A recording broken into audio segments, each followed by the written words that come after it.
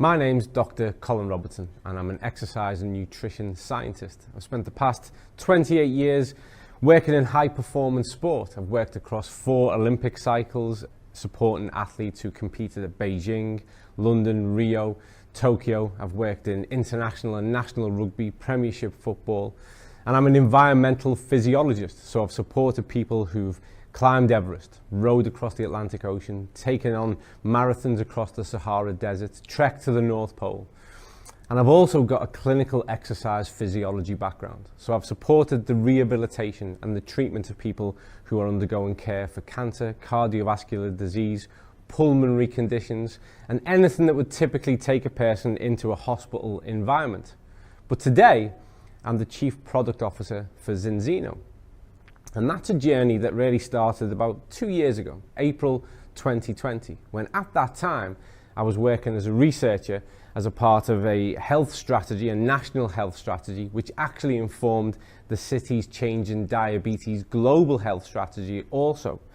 And what I was looking at, what I was tasked to address, was the notion of the omega-3 deficiency and what we could do to start to address the fact that even as the World Health Organization have published, approximately 6 billion people on the planet are considered to be deficient in what is an essential nutrient, an essential fat, that omega-3.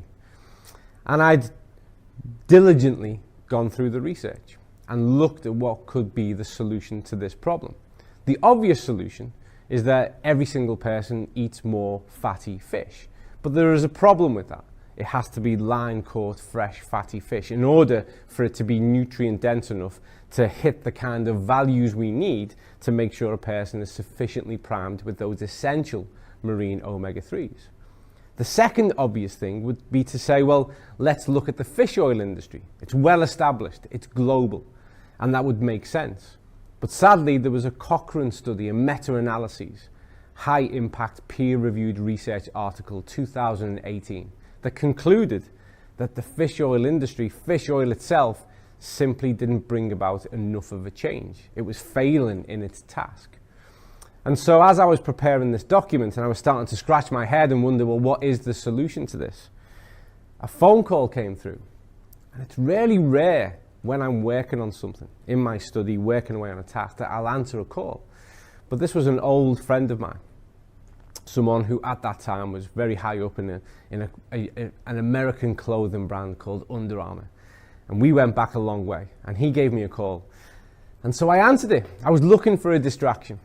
And as fate would have it, as I answered the call, he said to me, Colin, what do you know about omega-3? And have you ever heard of a company called Zinzino? And I said, well, funnily enough, right now I currently know quite a lot about omega-3, but no, I've never heard of Zinzino. And I said to him, but if they're selling fish oil, let me tell you, it won't work. And he said, well, no, I've been told this is different. Now, my friend had had some health issues in the past. And so he'd been recommended by a medical practitioner to take this product and wanted me to verify it because we were friends and he trusted me with regards to my nutritional background to really rubber stamp it and say, yeah, this is going to be something that could help. Now, I don't look at every kind of food that friends of mine ask me to chase up because time is short and I've got a job and a family. But in this instance, because it was omega-3 related, it kind of piqued my curiosity. And I took some time to go and have a look. And this was a moment for me that was a eureka moment because I went onto the webpage, I brought up the product, and the missing piece fell into place. And the simplicity of it was genius, to such an extent that I thought, why did I not think of this? What they had done was reattached what nature intended. But I'll come back to that in a moment. The key part was, for the first time, I'd moved from a position of thinking, what is the solution for this? We've got nearly 8 billion people living on the planet. We know we can't provide this through simple food choices. One, there's a task in getting people to change behaviors. Secondly, there is a whole ecological and ethical issue around that notion of pulling that amount of fish out the sea. And to do that where everyone is single fresh and it's wild and line caught, not going to happen. And we knew that there was an industry that just didn't hit the mark. And then I recognized what the solution was. Further to this, there was a test. And this actually really made me quite cynical. And I started to be quite skeptical, because it's the oldest trick in the book, is that, it's the snake oil industry. What happens is I measure you, you're obviously wrong, something's not working. I give you a solution, and then I measure again and everything's great. And so I was quite concerned that there was this notion of a test. But then I looked at who actually delivered the test. And for someone like me who works in the research arena, global research arena, and at this time I was a lab director myself of laboratories in Greater Manchester, I know the network. And when I saw the name was Vitas of Norway, who are arguably one of the most esteemed, recognized independent labs in the world, who are partnered with the University of Oxford, Cambridge, Stanford, Harvard, who've worked with the NHS in the UK, I thought, this is interesting, because that's a big claim to make. And so in my capacity as someone who was a lab director, I gave them a call. And I said, I've just happened upon a website of a company called Zinzino, who claim that you independently analyze and report on their dry blood spot samples with regards to the fatty acid profile. To which they said, yes, they're one of our best customers. And that was the moment that I realized that my friend's phone call was quite fortuitous, that it steered me towards something that was very much a workable solution, and something that I wanted to know more about. A lot happened in between. But within those 2 years, I went from really being focused and having dedicated my life to that notion of research and how we can build strategy, to now proudly being the chief product officer of a company that provides a workable solution. But what I want to do is really set the scene, establish why it is we need to consider this, where we are in the 21st century when it comes to our health, what is the case of need, and how we can best address that through food choices, through behavior, through activity and exercise, but also, importantly, through strategic and intelligent supplementation. Right from the start, supplementation should supplement your diet. But you don't need to transform your diet before you start to effectively supplement. And in fact, I would state that for most people, the best place to start is with the supplement. But let's go back a little bit further first. 3 years ago, when myself and colleagues like mine discussed preventative care, some of our colleagues who were more medical based, focused, took quite a cynical approach towards that, because the model is simple. Something goes wrong and they fix it. You break something, they patch it up, they help it to repair. You get a condition, you get a disease, you get an illness, they give you a pill, they give you a medication. So you fix things when they're broken. But because largely the past 2 years of the global pandemic, and what that made health services all around the world realize, is that we need to go back upstream. We need to stop people getting sick in the first place. Because there was lots to learn from the pandemic. But one of the key things that we've learned all across the health sector is that too many people were vulnerable. Too many people were vulnerable to a virus who shouldn't have been. That's not a controversial thing to say. I'm not trying to provoke anybody. It's just simply a fact. We have too many people who are vulnerable who shouldn't be, who, if they took an attitude of owning their own health, who took more preventative steps, could avoid and reduce the risk of these things, and therefore have a far more robust sense of self, and particularly with regards to their immune function. And therefore, yes, probably pick up the infection, but like lots of infections, be able to deal with it.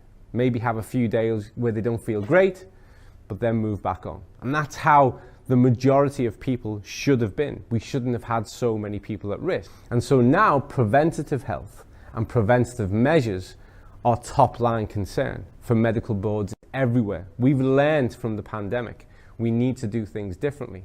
But I think also people have learned. People don't like to feel vulnerable, quite rightly so. And people now are far more health-centric than they've ever been. Reports from every country around the world is showing that people now are far more invested and interested in their own health and having a better quality of life because of better health than ever before. And so we need to seize the moment, but the moment we need to seize is to give people solid, reliable, evidence-based information so that they can do things well from the start and avoid the fads and the hacks and the gimmicks. Not go down those paths, but actually start to build towards meaningful, sustainable behaviors that will carry them over a health span that matches their lifespan.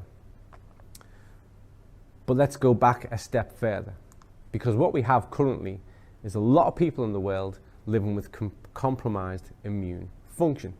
And here we can see all of the many things that contribute towards what we call an increased immunological load. So too much bearing down on the immune system for all of the time. But when we look at these factors that contribute towards a compromised immune function, we also get an insight to how the world really is in the 21st century. And if we start from this sedentary indoor lifestyle and a lack of sun UV exposure, sedentary behavior has increased decade on decade, which is crazy because we are a migratory species. We've evolved to move. And in fact, if we couldn't have moved, we wouldn't have evolved. 6 million years is our evolutionary trace, 350,000 in our current form. If we couldn't have moved, we wouldn't have survived. Movement is a fundamental aspect of being human. And yet in the 21st century, we're doing less and less of it as each year goes by. And this comes at a health consequence. When we move, every part of the system is enhanced. Movement is medicine, and yet we're doing less and less. And in fact, statistics from around the world that have shown that through lockdown, there was an increase in sedentary behavior of average 14 hours per week, which is on top of already high amounts of sedentary behavior. So we need to break this mold. We need to get people to move. Then we look at diets. Sadly, the modern westernized diet, which most of us are surrounded by nowadays, is 65 to 80% ultra-processed, processed foods and takeaway foods. We have a saying in nutrition, which is the 80-20 rule. If 80% of what you eat and consume is good, nutritious, working for you, then that 20%, well, that allows you to have a treat. You can have that dessert after a meal. You can have that chocolate biscuit at break time once in a while. But in fact, currently, most people in the world have got that model the wrong way around. 80% of what they do is working against them. They have energy high, nutritionally low foods on a daily basis. And that comes at a cost and leads into the next point and adds to the point after that, which we see common nutrient deficiencies.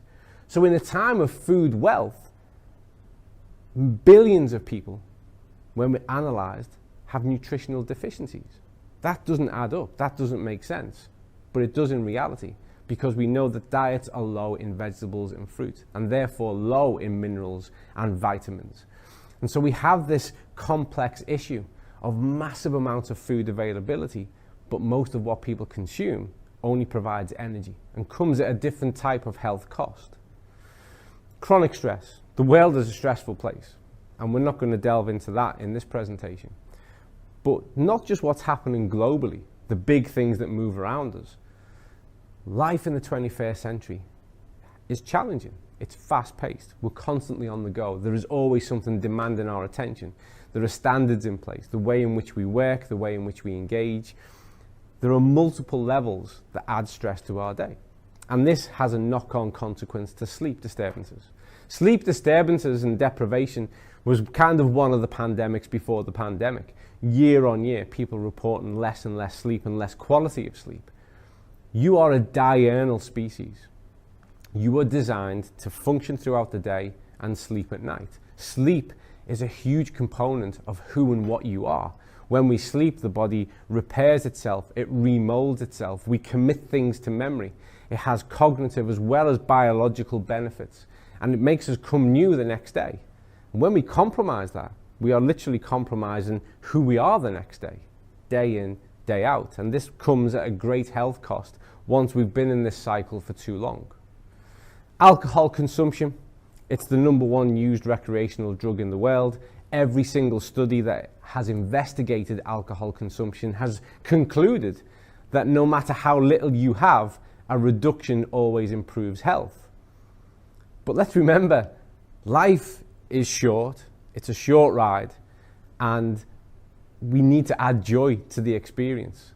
And this, again, is not an alcohol counseling session, but I have 2 rules that I think will benefit most people. 1, only drink alcohol when you're in a good mood. That's a primary rule. Secondly, never drink alcohol when you're on your own.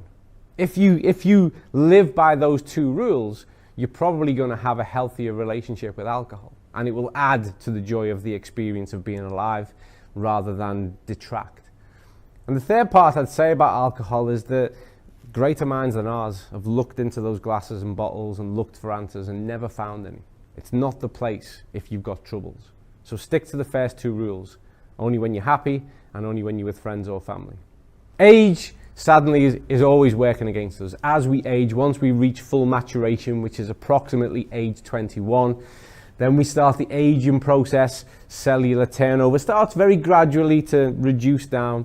That's working against us with regards to our health. And in fact, some health conditions are called conditions of old age. So we need to consider, are the things we're doing, are the choices we're making, are they advancing the aging process, or are they keeping the aging process at the rate that it should go by? Personally, I'm not a huge advocate of this kind of anti-aging idea. There is some evidence in that area, but I believe the best evidence is whereby we just make sure we age at the right rate. And when we do so, we're in great shape. Let's not contribute towards advancing the aging process. Increased risk of infection when our immune function is compromised. But also consider this, when we have a continual immune load, so the body feels like it's constantly working against something, it's difficult for it to cope with anything else that comes your way. And so little things like the common cold can have quite a profound impact purely because the immune system is already struggling. It's already trying to deal with a lot. It's under a lot of load. And we're going to come to a part in a moment that discusses, well, how the immune function needs to work and what needs to be there in order for it to function optimally, which is normally, and why those vitamins and minerals are so important. Here we have a model which shows our innate immunity and our acquired immunity. And these are aspects of your immune system. Your innate immunity is what nature gave you. It gave you a fighting chance. As you came into this world, you were ready to take it on. You had a certain amount of defense, again, inherited through those genetic factors, through our evolutionary track. And there they are at the side. This gets you started. But on the right, we have our acquired immunity. And what influences this is the dirt you play in as a child, the food you eat, the air you breathe, the things that you drink, everything that you engage with on earth starts to shape your acquired immunity. You build up antibodies, responses, defenses through exposure to certain agents and pathogens, things that come our way. But as we look through this and we see that there are T cells and there are B lymphocytes, and we see this real interaction of how things are prompted, stimulated to response in order for your immune system, which is a work of miraculous nature, to defend you as best it possibly can. We realize that there are key parts of this that rely on certain amounts of types of communication. And much of this communication is derived through your diet. This is where those vitamins and minerals come in. So in order for those T cells and B cells, and we're trying to keep this as simple as we can for the purpose of this presentation, in order for those to be triggered, to be stimulated, for them to respond and do what it is they need to do, well, we need to have the letters of the alphabet of the language that your biology speaks with. And let's look at some of those simple aspects now. And these are just some of the basics. And what I've selected here are just some of the top vitamins that I know most people are aware of. So we have vitamin E, we have vitamin D, and we have vitamin C. And what we can see here is how this is implicated in both your innate immunity and your adaptive immunity. So that you're born with, and how you've kind of evolved through your engagement with the world. And we see that there are key aspects of immune function, those macrophages, those dendritic cells, those natural killer cells, and then into the adaptive part, the B cell, T cell production, that rely on the presence of these letters, these vitamins.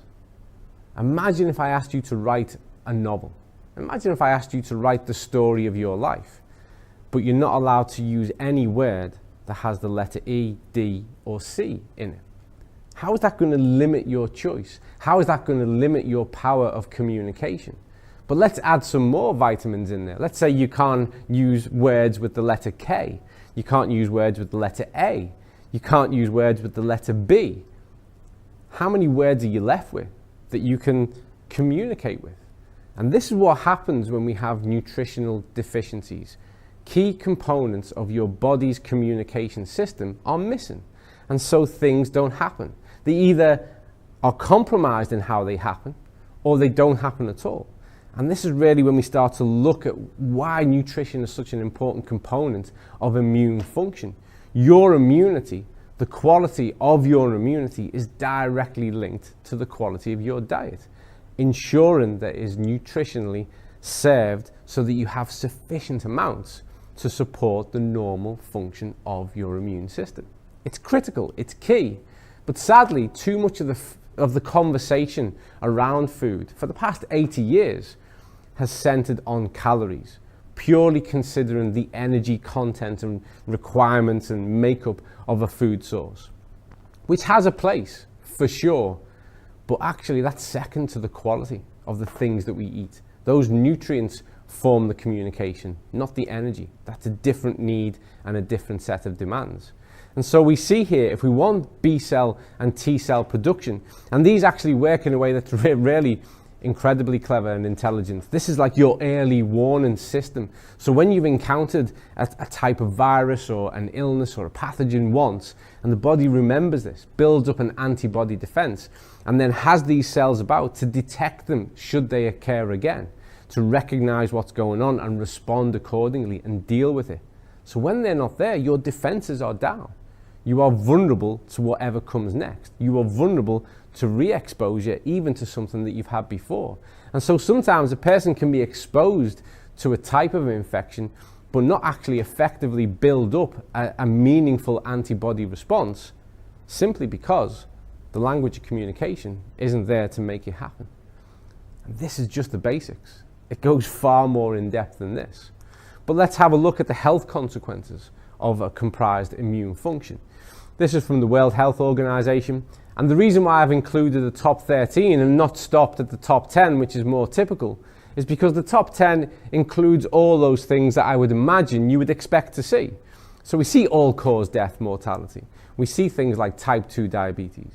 And it should be noted that type 2 diabetes is recognized as a pandemic, and it has been for some years now. And the rates of type 2 diabetes are increasing year on year. In fact, in the UK, there wasn't a single reported case of a child with type 2 diabetes up until 2002. And now it makes up to 15% of all new diagnoses. This is a lifestyle disease. This is a lifestyle condition. This is something that preventative health can stop. We can actually put an end to this by making better choices. But what I want to draw your attention to on this list is actually items 11, 12, and 13. And that's why my list didn't stop at the typical top 10. Is because when we look at 11, 12, and 13, we see the early signs of a compromised immune system, of compromised immune function. And in my experience, which is nearly 3 decades long now, of operating in the health space, these are the things that people cope with and tolerate for a long time, because our migration towards more severe health consequences doesn't happen overnight. It's not something that happens the next day. It's something that we slowly move towards in most instances. And the early signs, something like body pain, difficulty with physical functioning. And we're not talking about somebody who has a diagnosed condition here or has suffered any kind of physical trauma. We're just talking about the general aches and pains that people experience and limited function. And they think it's normal, and they think it's normal because it's become so common. One of the things I find fascinating in the 21st century is that there are people who leave their home every single day and take with them pain-killing medication just in case they experience pain that day, either for a migraine, a headache, a joint pain, a back pain. They leave the house armed with their own pharmacy. They might take anti-inflammatories, which is, we've seen year on year increase in the amount of people who buy and use those medications. What's also interesting is that we've normalized and we're comfortable that if we go to work or school or the place we need to be and we have a headache or we experience some discomfort and we don't have any, we're really comfortable now asking our colleagues or friends to give us some of their drugs to manage pain. This is not normal. If this had been part of our evolutionary track, I don't think we'd be here. But we've normalized it. We have language that says this is what happens as we get older. It doesn't. This isn't something that is directly linked to age. It's directly linked to behavior. It's directly linked to nutritional, dietary behavior and choices, physical activity, how much we move, and our exercise regimes. That's what leads to this. And also, as we move up the list then, mental illness, another circumstance that is pandemic in its reach. In modern times, when people generally, particularly across those industrialized nations, have never had so much, people have also never been so sad, so unhappy. We have a mental health crisis going on in the world. And this will impact, all of this impacts on this notion of low quality of life. When we have such abundance, and yet people are expressing repeatedly such low satisfaction and low quality of life. So these are the signs that I think a lot of people would do well to recognize. Because the minute we get told about one of the more serious ones, it's diagnosable, people start to react and respond, and actually at that point, we've missed our preventative part. Once it's diagnosed, we're in corrective, we're in medical, it's going to be treated. But if we can start to switch on and recognize and identify those early warning signs, we can tap the brakes and we can start to do something about it. We should see this as empowering. We should see this as the sign that we need to do something different and we need to do something better. And we need to find a solution that's going to work with us and for us and not require us to overnight transform our whole lives. And you know why? Because when people try to do that, they typically fail. Only the minority, let me assure you, only the minority are capable of making whole stock nutritional lifestyle changes and maintaining them. Most people go through a cycle of compliance, failure, dropout, and then they find a different rhythm and try that one. And over time, they get demoralized. It hasn't worked for them. And actually what we see is a continuing spiral into poor health. So what we need in reality, rather than preaching to people about the highest standard of virtues of what should be done if we were perfect, is recognize that perfection is an illusion and we should all work towards improvement. And we should have things that work with us and not demand us to become something that we're not. But we'll come back to that in a little while. So here are some things that a lot of people will say, and I want to take this opportunity to assure you that they're simply not true. Let's ground things. Let's keep things in reality. So here are the fiction that align themselves to nutrition. It's fiction to say that good nutrition will block all illness. That's simply not true. Taking vitamin D will stop you getting COVID-19. That's just not true. Taking vitamin C will stop you getting cancer. There is no consensus or evidence to support that statement. And taking omega-3 boosts your immunity. Let me take this opportunity now to say nothing boosts your immunity. When your immune system is functioning normally, that in itself is a miracle of evolution and nature, and it is phenomenal. And all we need to do is support it to do what it's designed to do. We don't need to boost things and use glamorous language.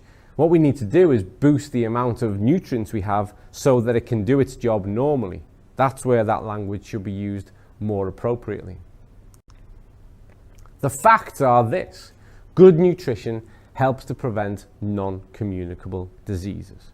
So good nutrition is right at the heart of reducing your risk of developing a lifestyle disease. And that could be cancer, cardiovascular disease, type 2 diabetes, There is a whole host of conditions that people think that it's either luck or fate that bring them their way, that simply aren't. We have so much power and influence over what happens there and managing our levels of risk. Taking vitamin D will support the normal function of your immune system, for fact. Taking vitamin C will support the normal function of your immune system, for fact. It's a part of that communication that we discussed a moment ago. The omega-6-3 balance, so omega-6 and omega-3, this balance at a cellular level, well, this optimizes health and allows for the normal function of your immune system. I want to make a case really clear, because I'm concerned that as I discuss omega-3, you might start to think that omega-6 is the bad guy in the situation. It's not. Omega-6, omega-3, 7, 9, these are the essential fats. Think about that for a moment. These are the polyunsaturated fatty acids, the essential fats. So what we mean by that is they're not optional. They're not if you feel like having them. They are essential. It's very rare we use that word. We have the essential fats, we have the essential amino acids. Both of these things make up who and what you are. Omega-6 is an essential fat. The problem we have with omega-6 is it overwhelms our diet. We have just way too much of it. And that's because of the processed food capacity to feed our diets, literally. And they use a lot of omega-6s. But omega-6 is really important. If you cut your finger, if you fall over a step, if you have an infection, it's omega-6 that regulates the inflammatory response. It sends those inflammatory markers up, signals for our immune system to start to respond. And what happens, as you can see on this diagram, as you move through, the omega-6s raise the inflammatory markers. The inflammation is an essential part of the recovery process, and this leads to effective healing. The problem we have, though, is with diets that are overwhelmed with omega-6 and diets that have a deficiency, a common deficiency. Remember, World Health Organization estimates that 6 billion people on the planet have an omega-3 deficiency. Then we are living in a constant inflamed state. Our inflammatory markers are continually high. And what this means in real terms is that our body feels like it's in a viral condition all of the time. So our immunological load is consistently high. We covered that right at the start of this presentation. Our immunological load is high. We're in an inflamed state constantly. And when we add further inflammation to that because of a cut, a trip, a fall, an infection, then simply a system that's already under stress just can't cope. And we've seen that happen repeatedly and consistently. This is why people who develop one type of comorbidity, so let's say for instance they are overweight, which leads to obesity, which leads to type 2 diabetes, from this point it's about what's going to happen next, what's going to be the next disease. And it's very common for people to develop cardiovascular disease, to have a stroke, to take them towards different types of cancers. And so it's important that we get back to that preventative sense of how we can tap the brakes. We can stop this from happening by controlling our inflammatory response. So let's look at what brings about a change in that inflammatory state. So omega-3 are a vital component when it comes to our cell membrane, and it's renowned for its anti-inflammatory properties. It should also be recognized there are different types of the omega-3. The one that people are deficient in most commonly are the marine-based omega-3s, which is the DHA and the EPA. And we can either get that from that really good line-caught fatty fish, salmon, mackerel, tuna, anchovies, or we can get it from the sea algae, because that's where the fish get it from. That's the path that we take it from. DHA makes up 60% of the fat around the brain. So there are huge neurological and cognitive consequences to having a deficiency in omega-3 too. And this is particularly important for child development, both in the womb and in the early years, and therefore has a huge importance for pregnant women. But throughout life, these essential fats play an active role in these cognitive, neurological, and immunological components and factors. The EPA is the one that's more aligned to the control of the inflammatory state. we are not meant to be in an inflamed state all of the time. The inflammatory response should be because of an infection, because of a cut, because of a trip, because of a fall, and not our normal state. And the way to offload that immunological load is to have a control of our inflammatory condition. And so the presence of the omega-3 within the cell and as a total amount of fat is a huge part of achieving that.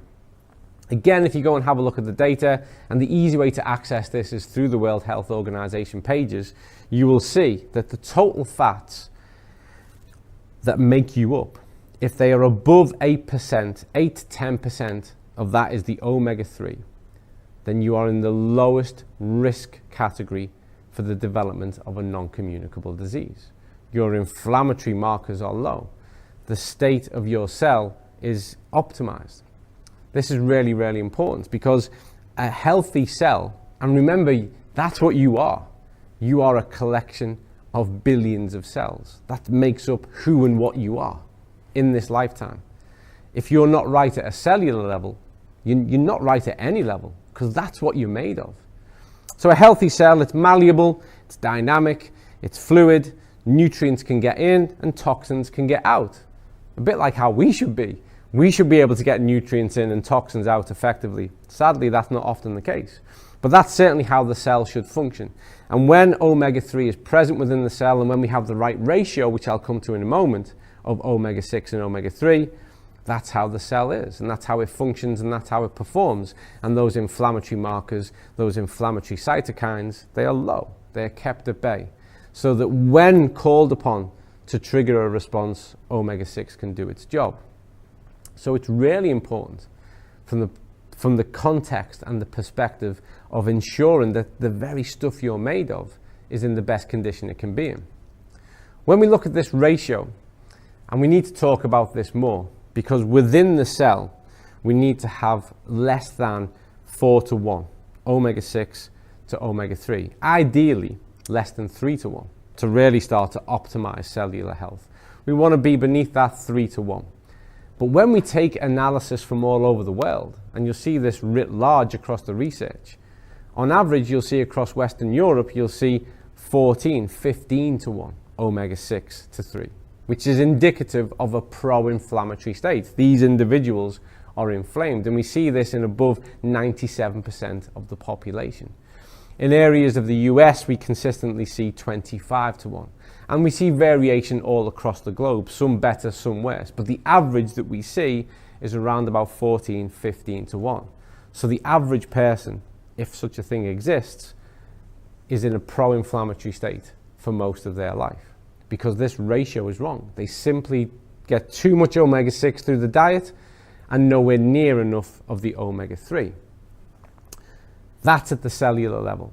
That needs to be corrected at that level so we can control the environment. The index, which is the total amount, is the one that therefore then correlates to all risk with regards to non-communicable diseases. But when your index is 8 to 10%, then your cellular ratio will be beneath that 4 to 1, 3 to 1, and where exactly it needs to be. So these work in harmony. The simple fact is we need to get more of it into the system, because this plays a proactive part also in other immune function aspects and is a part of that immune communication system that enables your body to do what it needs to do. So it's not just about the cell being able to take on the nutrients and get the toxins out. It actually plays a proactive biochemical role in supporting immune function. So this brings us to this statement: quality versus quantity. Our bodies do a lot more than just simply burn calories. Our interactions with food shape who and what we are, and the quality of our health is directly correlated with the quality of our diet. Back in the 1950s, the world started to get taught about calories and how to really understand the new food, which was the onset of the processed food industry, which was energy high, nutrient low. And it's only, in all reality, become more so. And so we've had a world now that has been counting calories for decade after decade. But throughout that time, we've had a world that has consistently every decade become more overweight and obese, that consistently every decade has seen an increase in lifestyle diseases that are associated, directly associated, with a low quality diet.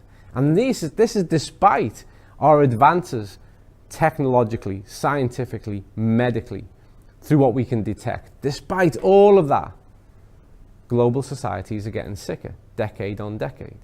And so what we need to do is take personal accountability, because if one by one we start to do things differently, then we can start to do things differently all around the world. But we need to accept this fact. For sure, the amount of energy you consume is important, but that's actually the easy part of the equation. Might not be in practice, starting to reduce down if need be to manage your weight more effectively, but it's really simple. When you start to make a shift towards greater quality foods, more whole foods, then actually, because you're relying less on processed foods, the energy component pretty much starts to take care of itself. But there are issues around achieving this when purely an approach is taken that looks at whole food and whole food availability. And for us, our solution, and it is a solution, and it's an effective and powerful solution, is our health protocol. And it starts with a test. That test I told you about right at the start. That test that I wanted to be verified, that I wanted to make sure was a real test, housed by VTES, which is an analysis of your essential fatty acid profile, that tells us the ratio of your 6-3 within the cell, that tells us your index as to where it actually is, and therefore informs you on whether or not you need to do something different. Most people do. And the solution for that is the balance oil. And the reason why balance oil works where fish oil doesn't is because of that genius step of bringing it back aligned with nature, reattaching the polyphenol. The virgin olive oil, high phytonutrient, acts as a chaperone, and it's anti-inflammatory. It protects the omega-3 from the air. It compromises omega-3, they start to go off. That explains a lot of the smell. The heat of our body, as we start to digest those foods, compromises it even further. And here we have a protected source of omega-3, the DHA and the EPA, in a powerful anti-inflammatory polyphenol. So you get a chaperone that carries it through so it can be active within the cell. And also, there's not a doctor in the world that doesn't recommend people to have a teaspoon of virgin olive oil every day just because of its anti-inflammatory properties. Well, there it is. And within there is the required dosage based on your body weight of how much omega-3 you need on a daily basis to make sure that your 6-3 is less than 3-1, that your index is above 8%, which means that you don't need to go and find fresh, fatty, line-core fish every single day of the week in order to make sure that you have sufficient amounts. And in there is already a dose to get you started of vitamin D. So we balance the system. And the thing is once you start to make a positive change and once things start to improve, what we see is then improvement and positive change starts to become a normal part of how we move forward. To date, we have independently analysed and assessed over 830,000 dry blood spot samples with regards to the fatty acid profile. And we know it's the largest database of its type in the world. In fact, right now, Professor Angela Rizzo of the Milan Institute is analysing that data for peer review. We're going to share this information with the world to better inform the world with regards to what can happen when we get things right. Because what we see is across the world, and we are global, over 97% of people have a deficiency. They have a ratio of 6-3 within the cell that is above 14-1 and an index that is less than 4%. So high risk of non-communicable disease and poor cellular health, a pro-inflammatory environment. But we also know that over 98% of people correct that within 120 days using balance oil. And the reason being, as I've already explained, as to how the mechanism of that product works. And we see that change because it takes approximately 120 days for your red blood cells to turn over and for you to have a brand new batch. So by the time we get to 120 days, plus or minus 5 to 10 days, there's a little bit of individual variation, we have a new you. We can look at your new fatty acid profile and see what's changed. The remaining couple of percent change over just a slightly longer period of time because there are always individual variances. But we know we have the only proven product that meaningfully changes omega-3 status. This is a solution to a real world problem. This is a solution to that 6 billion people identified by the World Health Organization who are living with an omega-3 deficiency. Powerful products that are actually powerful solutions, that are actually real world solutions for real world problems that will take us forward confidently and mindfully of the ecological sustainability limitations that are abound in the modern world. We can literally transform health. This is our antidote to the modern health behavior in 3 simple steps. But to do this, to make this change, we need to make a change up here. We have to change our thinking to change our behavior. And now I'm going to go back to my kind of sporting roots of having worked in high performance sport with a couple of quotes. And we use this a lot in sport. And I think it has merit to everybody. If you always do what you've always done, then you'll always get what you've always had. Often people hold themselves back through doubt and they start to think, well, is this for me? Is this right? And there's a lot of mixed information. You need to start to reshape your ideas. You need to start to empower yourself through a positive decision and surrender yourself to the prospect and the possibility of what could go right. The science speaks for itself. That's intact. We know the situation, we know the problem, and we also know the solution. All we've got to do now is commit to those first few steps, not the full journey, the first few steps. Challenge ourselves to do something differently. Because the definition of insanity is to repeat the same process and expect a different outcome. That goes back to the first quote. If what you're doing has got you where you are, and where you are is not where you need to be, then you need to bring about a change. And we have a model of change behavior, which is that our beliefs shape our intentions and our intentions shape our behaviors. But this relies on what level of control we feel we have. And control is powerful.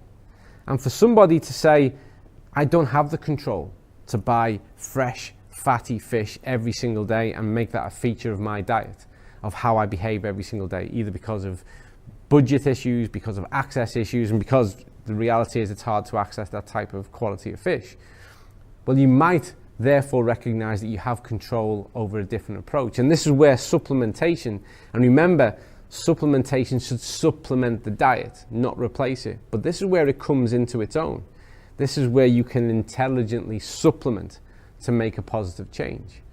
If you're one of those people who struggles to get enough fruit and vegetables in on a daily basis to hit those marks with regards to vitamins, minerals, and dietary fibers, maybe what you can commit to is taking a scoop of something in water and drinking that once a day. And again, if you are those kind of people who struggle because of whatever reason to get simply sufficient amount of nutrition in your diet, maybe you can control taking 1 capsule or 2 that tops up those levels of essential vitamins and minerals. Then this becomes a new norm. This shapes a new attitude, which informs your beliefs, which changes your intentions and alters your behavior. The way to restart your body is not to shock it, it's not to overhaul it, it's not to suddenly dramatically do something remarkably different. The way to restart your body is to correct yourself and balance yourself at a cellular level. It's to nurture that gut microbiota so that your immune system can work on your behalf.